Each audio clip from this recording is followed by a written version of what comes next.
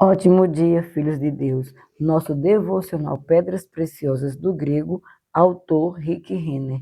Hoje, 26 de maio. Título: Não refrei nada. Texto base, 1 Tessalonicenses, capítulo 2, verso 8. Assim, querendo-vos muito, estávamos prontos a oferecer-vos não somente o Evangelho de Deus, mas igualmente a própria vida. Por isso que vos tornastes muito amados de nós. Um fracasso comum entre pastores é ensinar a palavra às pessoas, mas não ser modelo dos princípios, para que as pessoas saibam como vivê-la em sua vida pessoal. Porém, o verdadeiro discipulado não está completo enquanto não houver um exemplo a seguir.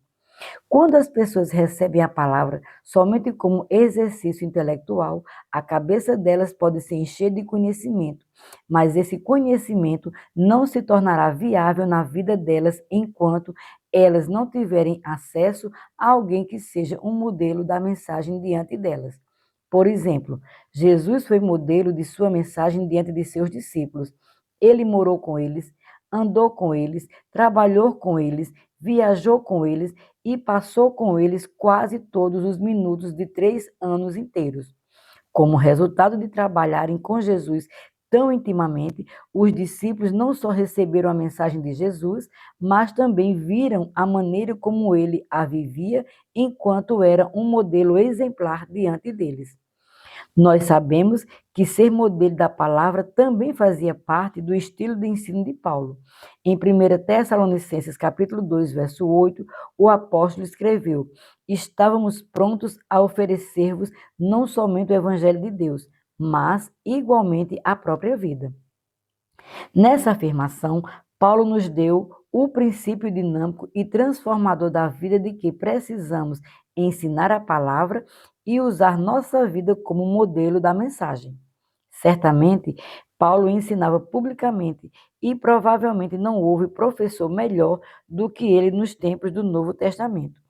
Ele foi o maior dos teólogos do Novo Testamento. Paulo poderia ter ensinado durante várias horas a partir do vasto tesouro de informações e revelações armazenadas em seu incrível intelecto. Estou certo de que, de tempos em tempos, ele fazia isso. Porém, Paulo não se limitava a ensinar e pregar. Ele dava ao povo não apenas o evangelho, mas também sua própria alma. Sua alma era sua vida, suas emoções, sua visão das coisas, seu estilo de vida. Ele vivia tão abertamente diante da igreja que foi capaz de ser um modelo de sua mensagem diante dela. Paulo até disse aos Tessalonicenses: Pois vós mesmos estáis cientes do modo por que vos convém imitar-nos. 2 Tessalonicenses, capítulo 3, verso 7. As palavras vos convém são tomadas da palavra grega dei, uma palavra forte que indica que os tessalonicenses compreendiam que Paulo estava lhe dando um conselho convincente que eles deveriam obedecer. Em outras palavras, os leitores de Paulo entendiam que, embora o apóstolo não os haver obrigado diretamente a obedecer, eles deveriam seguir rigorosamente o conselho que ele lhes estava dando. Paulo prossegue dizendo aos Tessalonicenses: vos convém imitar-nos. A palavra imitar é a palavra grega mimeomai, que designa um ator ou um mímico. Portanto, o mandamento de Paulo para imitar não está se referindo a um tipo casual de imitação. Em vez disso, ele implica um estudo intencional da vida, das ações, dos atos e dos pensamentos de outra pessoa, na tentativa de entender totalmente essa pessoa e depois replicar seus atributos na própria vida. Esse tipo de imitação permite a alguém pensar como o seu modelo, andar como o seu modelo, imitar os movimentos do seu modelo, fazer as entonações vocais do seu modelo e agir como o seu modelo de maneira magistral. Entretanto, isso só pode ser conseguido por pessoas seriamente comprometidas com o ato da imitação.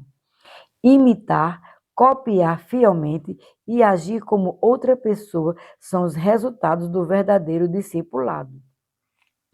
Juntando-se todas essas palavras, 2 Tessalonicenses capítulo 3, verso 7, poderia ser traduzido assim: competiria a vocês seguir o nosso exemplo, imitar-nos e copiar-nos com o objetivo de replicar o que vocês observam em nossa vida. Paulo assumiu o compromisso de compartilhar não somente a palavra, mas sua vida com aqueles a quem ministrava. Ele disse aos presbíteros de Éfeso: jamais, deixando de vos anunciar coisa alguma proveitosa e de vos ensinar publicamente e também de casa em casa. Atos 20, verso 20. A partir de seu testemunho nesse versículo, ficamos sabendo que Paulo ensinou a palavra publicamente. Entretanto, ele também mostrava às pessoas que ele ensinou como viver a palavra. Ele lhes deu o pacote completo, que era a palavra e sua vida combinadas. Quando empacotada como um exemplo pessoal vivo, a palavra é poderosa.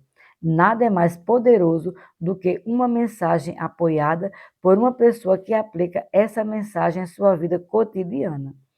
Há entre líderes cristãos um infeliz alarme de que, se seus seguidores se tornarem demasiadamente familiarizados com eles, perderão o respeito por eles e por sua unção. Entretanto, os discípulos de Jesus estavam muito familiarizados com o estilo de vida dele e isso não prejudicou seu respeito ou honra a ele. Muito pelo contrário, a vida de Jesus se tornou a maior mensagem jamais pregada por eles aos seus discípulos. Paulo também não temia que os tessalonicenses perdessem o respeito por conhecê-lo demasiadamente bem. Muito pelo contrário, ele os exortou a segui-lo e ao seu estilo de vida com tanta atenção que seriam capazes de reproduzir a vida dele. O exemplo pessoal de sua própria vida lhe mostrava que eles seriam capazes de andar no poder da palavra, tal como ele estava fazendo. Observar a palavra, operar na vida de Paulo somente tornava a mensagem muito mais poderosa para os tessalonicenses. Ao trabalhar com novos crentes ou com pessoas que estão sob a sua influência espiritual, certifique-se de aproximá-los o suficiente para verem que a palavra que você prega realmente funciona. É ótimo dar-lhes aulas de Bíblia, mas eles precisam de um exemplo que possam seguir. Se você estiver preocupado com o fato de que, ao permitir que as pessoas se aproximem de você, isso afetará o respeito delas por você. Você precisará ser honesto quanto às áreas de sua vida que receia poderem desacreditá-lo aos olhos delas. Peça ao Espírito Santo que os ajude a caminhar na realidade do que você prega e ensina. Peça a Ele para lhe dar ousadia, a confiança e a graça para permitir que os principais líderes, sob a sua autoridade, se aproximem o suficiente para ver como a palavra opera na sua própria vida. Se você realmente estiver caminhando na realidade do que você prega, permitir que as pessoas se aproximem de você só demonstrará que você é autêntico. E isso aumentará o nível de respeito delas por você. Minha oração para hoje. Senhor, eu te agradeço por me colocares sob a autoridade de pessoas que me ajudaram a crescer quando eu era um jovem cristão. Sua influência foi importante em meu desenvolvimento espiritual. Por isso, nesse momento, eu te agradeço por elas, por sua paciência, seu amor, sua bondade e sua vontade de me deixarem aproximar-me o suficiente para realmente aprender a andar contigo. Chegou o momento de eu fazer isso por outra pessoa. Então, leva-me a um jovem discípulo a quem eu possa começar a demonstrar como andar no poder e na autoridade da tua palavra. Assim eu oro em o nome de Jesus. Minha confissão para hoje. Confesso que sou um bom exemplo para os outros crentes, por andar na verdade do que prego. Minha vida fortalece ainda mais a mensagem. As pessoas precisam de um bom exemplo que possam seguir, e isso significa que elas precisam de mim.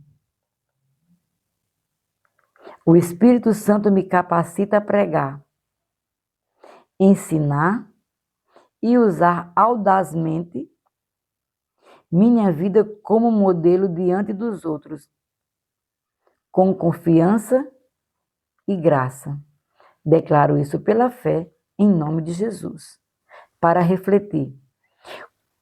Número 1, quando você conheceu o Senhor, quem teve o maior impacto pessoal em seu desenvolvimento espiritual?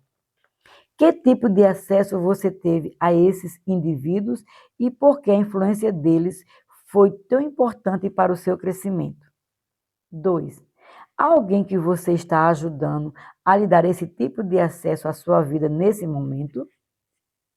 Por ter sido tão eficaz para você, você não pensa que deveria devolver o favor permitindo a Deus usá-lo dessa mesma maneira na vida de outra pessoa? 3.